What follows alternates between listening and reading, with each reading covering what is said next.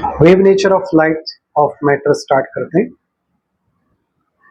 Wave nature of matter.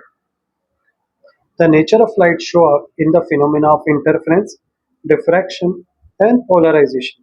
मतलब जो nature होता है लाइट का, उसमें हम लोग ये फिनोमेना पढ़ चुके हैं, इंटरफेरेंस, डिफ्रैक्शन और पोलराइजेशन में। इंटरफेरेंस का मतलब है जब दो लाइट आपस में मिलती है तो वो मिलकर क्या बन जाती है, आपस में इंटरफेयर करती है और या तो ब्राइट हो जाती है या तो डल हो जाती है। नेक्स्ट आता है diffraction.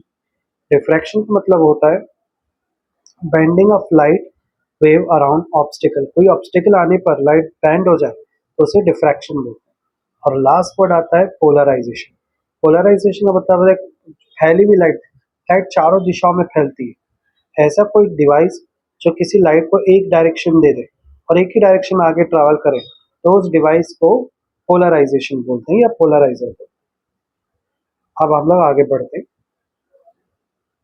On the other hand, in photoelectric effect and quantum effect, which involve energy and momentum, transfer radiation behave as if it is made up of bunch of particle, the photon।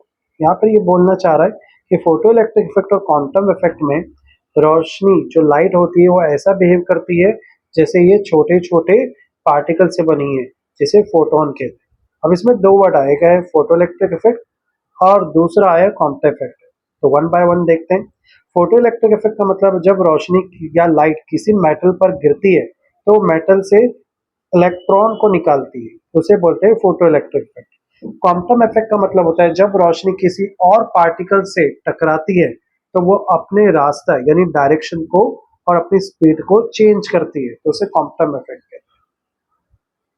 ये दोनों चीजें दिखाती है कि light कभी particle की तरह तो कभी वेव की तरह बिहेव करती है। Whether a particle or wave description is best suited for understanding an experiment depend on the nature of the experiment। मतलब कोई भी एक्सपेरिमेंट को समझने के लिए ये तय करना जरूरी है कि क्या लाइट को हम पार्टिकल वेव के बेस पे समझ रहे हैं या वेव के बेस पे। Mechanism of light by the eye lens is well described in the wave picture। अगर मैं आईज लेंस की बात करूं तो लेंस को अगर मेरे को अच्छे से समझना है तो उसे मैं वेव नेचर के बेस पे ही समझ सकता हूँ। बट अगर मैं लाइट के रेटिना की बात करूँ कि किस तरह से लाइट एब्जॉर्ब कर रही है रेटिना में, तो वहां पे रॉड और कॉन शेप के छोटे छोटे सेल्स होते हैं। तो इस बेस पे अगर बात करो तो मुझे इसी लाइट को पार्टिकल नेचर के बेस पे समझाना पड़ेगा। As a natural question arises then, if radiation has dual nature, मतलब कि जो रेडिएशन होते हैं उनके डुअल नेचर होते हैं, यानी वेव नेचर भी होता है और पार्टिकल नेचर, तो क्या किसी पार्टिकल का डुअल नेचर नहीं हो सकता? यहाँ पर ये चीज पूछ रहा है। तब साइंटिस्ट आया 1924 में, French scientist physician Louis Victor de Broglie put forward a bold hypothesis, यानी उन्होंने अपना एक थियरी थॉट रखा कि मूविंग पार्टिकल ऑफ मैटर वो भी दो प्रॉपर्टी दिखा सकते हैं, यानी एक मैटर भी दो बिहेवियर दे सकता है, पार्टिकल नेचर भी और वेव नेचर भी। He reasoned that the nature was symmetrical and the two basic physics entity matter and energy must be symmetrical character। If radiation should dwell expect, so should matter। बोलते कि देखो यहाँ पे nature में particle यानी matter और energy same ही होती है, सेम ही चीज तरह का बिहेव करते हैं। तो अगर एनर्जी यानी लाइट ड्वेल नेचर रखती है तो क्यों नहीं मैटर ड्वेल नेचर रख सकता है? तो इस बेस पर उन्होंने ड्वेल नेचर ऑफ मैटर को एक्सप्लेन किया। The de Broglie proposed that the wavelength associated with particle momentum। तो यहाँ पर wavelength वेव नेचर के लिए उन्होंने लिया और पार्टिकल नेचर के लिए उन्होंने मोमेंटम लिया, और दोनों को इंटर रिलेट करने के लिए उसने सिंबल h लिया। हमें पता है कि मोमेंटम का फॉर्मूला mv है, मास इंटू वेलोसिटी। यहाँ पर m मास है और v वेलोसिटी है। The above equation is known as de Broglie relation and the wavelength of matter wave is called de Broglie wave। क्योंकि यहाँ की जो वेवलेंथ है वो डी ब्रॉगली ने समझाई थी, इसलिए उनके नाम से इसे जाना जाता है। अब ब्रैकेट वाला पार्ट लिखा हुआ है, on the left hand side of equation lambda is the attribute of wave, while on the right hand side momentum is a typical attribute of particle, means कि यहाँ पर जो लैम्बडा है वो वेव की नेचर को रिप्रेजेंट कर रहा है, और जो पी है यानी मोमेंटम वो पार्टिकल नेचर को रिप्रेजेंट कर रहा है। ठीक है, अब आगे बढ़ते हैं। यहाँ पर जो एच लगाया गया है लैम्बडा और पी के बीच में, वो दोनों के रिलेशन को एट्रीब्यूट करने का काम कर रहा है। It is interesting to see that it is satisfied also by photon for a photon as we have seen। तो देखिए यहाँ पे एक इंटरेस्टिंग चीज है, ये है कि हम फोटोन के जरिए भी इस चीज को रिप्रेजेंट किया कर सकते हैं, यानी उल्टा। तो अगर मुझे फोटोन के बेस पर यहाँ रिप्रेजेंट करना है तो इस फॉर्मूले पे ध्यान दो, lambda is equal to H upon P. क्या मैं इस फॉर्मूले में लैम्बडा और पी की जगह को इंटरचेंज कर सकता हूँ? तो ये हो जाएगा P is equal to H upon lambda. अब मैं क्या करूंगा, लैम्बडा की जगह पर मैं फॉर्मूला पुट करने वाला हूँ। याद रखो क्या किया है हमने, रिप्लेसमेंट। हमने क्या किया है, P इज इक्वल टू, क्योंकि मैं फोटोन बेस पर इक्वेशन निकाल रहा हूँ, तो मैं लैम्बडा की जगह पे क्या पुट करूंगा, C अपॉन लैम्बडा। देखो यहाँ लिखा हुआ है। अब C अपॉन न्यू है तो वो क्या बन जाएगा, न्यू अपॉन C, क्योंकि वो नीचे है ना लैम्बडा, तो वो सारी वैल्यू को उल्टा कर दे। ठीक है, तो ये याद रखना है। और ये फॉर्मूला कहाँ से है, nu is equal to C upon lambda. ये फॉर्मूला ऑलरेडी हम जानते हैं, उसी को हमने पुट किया है। इसके बाद हमने यहाँ पर क्या किया है, इंटरचेंज किया। ये जो H और P है ना, उसको एक जगह ले लिया। ठीक है, तो ये P के नीचे आ गया। नहीं नहीं, हम लोग को क्या करना है, P को राइट में लेना है और न्यू और C को लेफ्ट साइड में लेना है। तो जाहिर बात है राइट साइड में क्या हो गया, H अपॉन P, और लेफ्ट साइड में क्या आ गया, अगर लेफ्ट साइड में C अपॉन न्यू। ना जरा यहाँ ध्यान दो, C अपॉन न्यू की वैल्यू हमें पता है क्या होती है, C अपॉन न्यू लैम्बडा ही होता है। तो फिर से देखो वही बन गया, lambda is equal to H upon P आ गया। यानी हम लोग जो वैल्यू पुट कर रहे थे बरोबर पुट कर रहे थे, उसमें कोई भी तरह का करेक्शन नहीं था। Correct, that is the de Broglie wavelength of photon give to be give by given by the above equation is equal to the wavelength of electromagnetic radiations of which the photon is quantum of energy and momentum। बोलेगा मतलब क्या है, photon का size यानी उसकी wavelength उस light की size जैसा ही होता है जिसमें फोटोन होता है। एग्जाम्पल से समझाता हूं मैं, कि मान लो जैसे अगर तुम्हारे पास एक रॉड रेड लाइट है, कौन सी लाइट है, ये रेड लाइट है, ठीक है, टॉर्च है। उस टॉर्च से कौन से टाइप की लाइट निकलेगी, रेड कलर की लाइट निकलेगी, तो उसमें से निकलने वाले फोटोन भी कैसे होंगे, रेड कलर के होंगे। तो उस फोटोन की वेवलेंथ जो होगी और उस लाइट की जो वेवलेंथ होगी यानी इसका साइज होगा वो सेम है, कलर सेम तो फोटोन भी सेम। ये चीज यार समझा है। Lambda is smaller for heavier particle और मोर एनर्जेटिक पार्टिकल। चलो अब आगे बढ़ते हैं हम लोग। For examples, the de Broglie wavelength of a ball of mass, क्या दिया है, मास कितना दिया हुआ है, 0.123 kilogram, moving with a speed of 20 metre per second. तो ये हमारी स्पीड v दिया हुआ है। तो कैलकुलेट हमें क्या करना है, कैलकुलेट करना है हमें मोमेंटम और वेवलेंथ। तो मोमेंटम का फॉर्मूला होता है मास इनटू वेलोसिटी।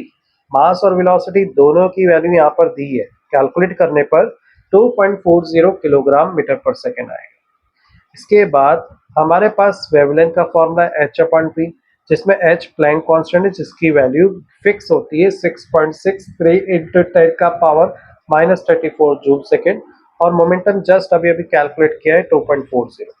इन दोनों को डिवाइड करने में हमारा फाइनल आंसर आएगा 2.76 इंटू 10 का power minus 34।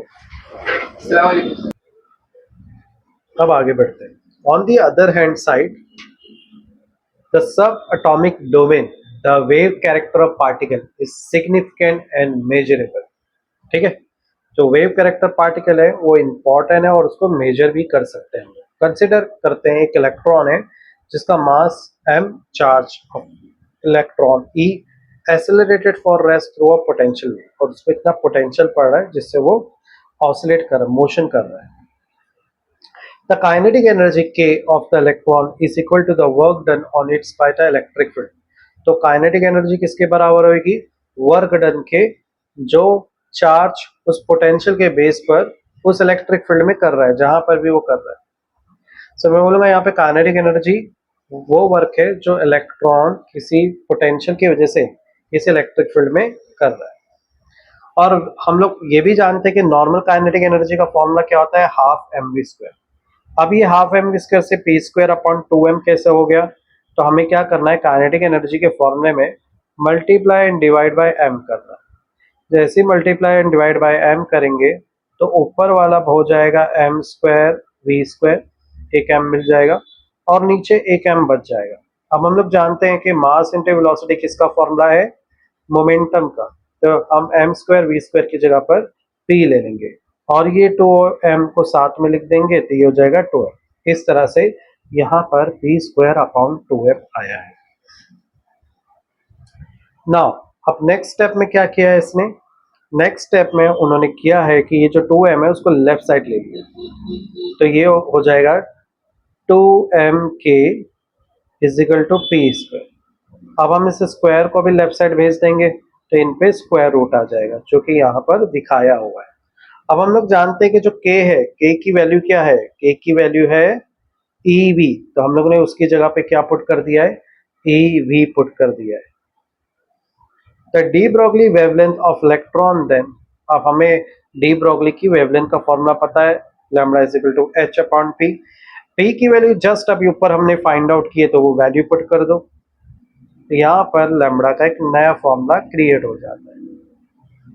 Bye substituting the numerical value of H M and E we get, अगर हम सारी वैल्यू पुट कर दे मास ऑफ इलेक्ट्रॉन, इलेक्ट्रॉन के चार्ज, तो हमें कैलकुलेट करने पर लैम्डा की वैल्यू आएगी 1.227 upon square root of P nanometre. अगर मैं इसको एंगस्ट्रॉम यूनिट में कन्वर्ट करूं तो मल्टीप्लाई बाय 10 करेंगे जो हो जाएगा 12.27 upon square root of V. Right में मैंने कन्वर्जन को रिप्रेजेंट किया है। अब आगे बढ़ते हैं। Where v is the magnitude of acceleration of potential in volt, for 120 volt accelerating potential, equation 7 gives lambda is equal to 0.112 nanometer। अगर हम लोग पीछे के फॉर्मूले में इस वोल्टेज की वैल्यू को जो कि 120 दिया हुआ है इसको अगर मैं पुट करता हूँ तो उस वक्त मुझे वेवलेंथ की वैल्यू 0.112 नैनोमीटर आएगी। This wavelength is of the same order as the spacing between the atomic plane in crystal। बोलने का मतलब ये है कि वेवलेंथ का साइज वही होता है जितना क्रिस्टल के अंदर छोटे एटम के बीच की दूरी होती है, ठीक है। This suggests that matter wave associated with an electron could be verified by crystal diffraction experiment analogous to X-ray diffraction। यहाँ पर एनालॉगस का मतलब होता है सिमिलर। ये बताता है कि इलेक्ट्रॉन के साथ जो मैटर वेव होती है उन्हें क्रिस्टल डिफ्रैक्शन एक्सपेरिमेंट के थ्रू चेक किया जा सकता है, जैसे एक्सरे को चेक किया जाता है, बिल्कुल उसी तरह से। In 1929, the de Broglie was awarded the Nobel Prize in Physics for his discovery of wave nature of light। यानी डी ब्रॉगली को इस प्रॉपर्टी को, नेचर को बताने पर नोबेल प्राइज मिल गया था। अब आगे बढ़ते हैं हम लोग। The matter wave picture elegantly incorporate the Heisenberg uncertainty principle. अब ये हाइजेनबर्ग अनसर्टेनिटी प्रिंसिपल क्या है, उसको मैंने शॉर्ट में यहाँ लिखा था, rule in physics that says we can't know both the exact position of speed of tiny particle and their exact position. तो उसको और इलेबरेट करके पीछे पढ़ते हैं। पहला पॉइंट लिखा है, according to this principle it is not possible to measure both the position and momentum of electron at the same time। इसका मतलब ये है कि जब हम किसी ऑब्जेक्ट, यहाँ पे ऑब्जेक्ट में इलेक्ट्रॉन्स की बात हो रही है, उसकी पोजीशन या मोमेंटम, मोमेंटम का मतलब उसकी स्पीड हो गई, मास इनटू स्पीड, को मेजर करते हैं तो हमेशा थोड़ी अनसर्टेनिटी, अनसर्टेनिटी मतलब थोड़ी सी गलती आती है, थोड़ा सा करेक्शन रह जाता है। मतलब हम लोग एग्जैक्ट किसी चीज की पोजीशन नहीं पता कर सकते, हम थोड़ा सा अंदाजा या एकदम प्रेसाइज हो सकते हैं। इसका मतलब है कि हम ऑब्जेक्ट की पोजीशन या मोमेंटम का बिल्कुल एग्जैक्ट तरीके से नहीं बता सकते एग्जैक्ट वो कहाँ पर है। हाँ, थोड़ा हम लोग जजमेंट बता सकते हैं। नेक्स्ट लिखा हुआ है the product of delta X and delta P is of order of H is equal to H upon 2 pi. ये 2 पाई फुल सर्कुलर मोशन को रिप्रेजेंट कर रहा है और बोल रहा है कि यहाँ पे जब हम लोग दोनों का प्रोडक्ट निकालेंगे तो प्रोडक्ट की वैल्यू आएगी डेल्टा एक्स और डेल्टा, तो वो हो जाएगा एच इज इक्वल टू 2 पाई। अच्छा, याद से मैंने ऊपर वाले पॉइंट को नॉर्मल हिंदी में एक्सप्लेनेशन कर दिया था, वो काफी सिंपल पॉइंट। तो delta X into delta P is equal to H. इसका मतलब ये है कि डेल्टा एक्स यानी उसकी पोजीशन, इलेक्ट्रॉन की पोजीशन और उसके मोमेंटम वैल्यू हमेशा एग्जैक्टली एच जो प्लैंक कांस्टेंट है उसकी वैल्यू के काफी नजदीक आती है, इक्वल आती है। The above equation allow the possibility that delta x is zero. Zero means उसकी exact position fix है, ऐसे में इनकी स्पीड फिक्स नहीं होगी, यानी वाइस वर्सा। बोले का मतलब क्या है कि तुम एक ही वक्त में उसकी स्पीड और पोजीशन दोनों पता नहीं कर सकते। या तो स्पीड पता कर लो या तो पोजीशन पता कर लो, पर दोनों साथ में नहीं होगा। But then delta p must be infinite in order that the product is non-zero. Similarly, if delta p is zero, delta x must be infinite. ये मैंने अभी अभी जस्ट समझाया तुम लोग को कि अगर मोमेंटम ये ले लेता हूँ, एक मिनट। अगर अगर मोमेंटम यानी p है ना कि अनसर्टेनिटी जीरो है तो उसका मतलब है कि तुम मोमेंटम को बिल्कुल एग्जैक्ट जानते हो, लेकिन उस केस में पोजीशन यानी एक्स की अनसर्टेनिटी इनफाइनाइट है। मतलब तुम बिल्कुल नहीं बता पाओगे कि ऑब्जेक्ट कहाँ पर है, और अगर पोजीशन को तुम एग्जैक्ट पता कर लेते हो तो तुम ये नहीं बता सकते कि उसका एग्जैक्ट मोमेंटम यानी उसकी स्पीड कितनी, यानी एक वक्त में तुम एक ही चीज के बारे में जानकारी ले पाओ। Ordinarily, both delta x and delta p are non-zero such that their product is of order of h। मतलब आमतौर पर देखा गया है, आमतौर पर जो पोजीशन होती है, पोजीशन के लिए हमने क्या लिया है डेल्टा x, एंड जो मोमेंटम होता है दोनों में थोड़ा अनसर्टेनिटी होती है। अनसर्टेनिटी मतलब एग्जैक्ट आप नहीं बता सकते, लेकिन दोनों जीरो नहीं हो सकते, दोनों कभी भी जीरो नहीं हो सकते। इन दोनों का जो प्रोडक्ट होगा वो एक छोटी सी वैल्यू देता है जो प्लैंक्स कांस्टेंट के बराबर होती है, जो जिसके बारे में हमने अभी जस्ट पीछे देखा। तो किसके बराबर होगी? प्लैंक कांस्टेंट के बराबर होगी। आई होप तुम लोग को समझ में आ रहा होगा। Now if the electron has fix momentum, definite momentum का मतलब होता है fix momentum, then delta P is equal to zero. By the de Broglie relation it has a definite wavelength. अगर मोमेंटम फिक्स हो जाए तो उसकी वेवलेंथ भी फिक्स हो जाएगी। ये उस चीज को एक्सप्लेन कर रहा है। ग्राफ में एक चीज को बताया कि अगर किसी का मोमेंटम फिक्स हो जाए तो उसकी वेवलेंथ भी क्या हो जाती है? फिक्स हो जाती है। अब आते हैं हम लोग नेक्स्ट पार्ट में। By Born's probability interpretation this means that electron is not localize in any finite region. बोलने का मतलब क्या है? देखो, किसी एटम के आसपास जो इलेक्ट्रॉन घूमते रहते हैं, इलेक्ट्रॉन एक ही जगह पर नहीं होते बल्कि वो स्पेस में रहते हैं। स्पेस मतलब बीच में एटम में न्यूक्लियस होता है और उसके बाद जो भी स्पेस होती है वहां पर क्या प्रेजेंट होते हैं? इलेक्ट्रॉन होते हैं। हम सिर्फ ये बता सकते हैं कि वो किस जगह पर होने के ज्यादा चांसेस है, लेकिन अगर कोई बोलेगा कि एग्जैक्ट पोजीशन किसी इलेक्ट्रॉन की क्या है तो वो नहीं बता सकते हम लोग। तो ये पॉइंट इस चीज को समझा रहा है। That is, its position is uncertainty is infinite, delta x is infinity, which is constant with uncertainty principle। Electron की जो जगह है वो पूरी एक्यूरेसी से कभी नहीं बता सकते। उसकी जगह की अनसर्टेनिटी, उसकी जगह की जो अनसर्टेनिटी है इतनी ज्यादा हो सकती है कि तुम उसे स्पेस में कहीं भी सोच सकते हो। तो न्यूक्लियस के आसपास कहीं पर भी चांसेस इलेक्ट्रॉन के आप एग्जैक्ट कभी नहीं बता पाओगे कि एग्जैक्ट ये यहीं पे, बस ये बताओगे कि इसी स्पेस में कहीं ना कहीं इलेक्ट्रॉन प्रेजेंट होगा। जैसे डायग्राम से बताया, इलेक्ट्रॉन के साथ जो मैटर वेव होती है वो हर जगह नहीं फैली होती, वो एक पर्टिकुलर स्पेस में होती है. It is a wave packet extending over some finite region of space. In that case, delta x is not infinite but has some finite value depending on the extension of the wave packet. अब यहाँ पर क्या समझा रहा है, electron की जगह, अब तो हमें समझ में कि जो इलेक्ट्रॉन की जगह होती है वो अनसर्टेनिटी हमेशा इनफाइनाइट नहीं होती, लेकिन एक फिक्स वैल्यू पे होती है.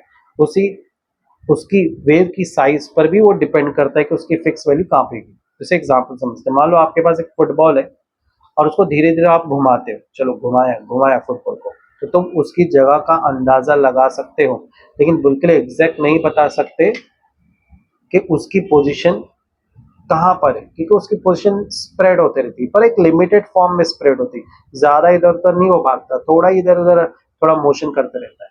तो चांसेस तो बता सकते हो, लेकिन उसकी एग्जैक्ट पोजीशन इनफाइनाइट तो नहीं होगी, वो ऐसे धड़ाम धुड़म नहीं करेगा, बॉल ऐसे ऐसे इधर उधर नहीं धड़ाम धुड़म करेगा, वो बस थोड़ा उधर ही उधर मोशन करता रहेगा, यानी इनफाइनाइट तो नहीं होगी, फाइनाइट ही होगी, एक पोजीशन होगी जो अनलिमिटेड नहीं होगा, चांसेस आसान होगा उसको पता करना.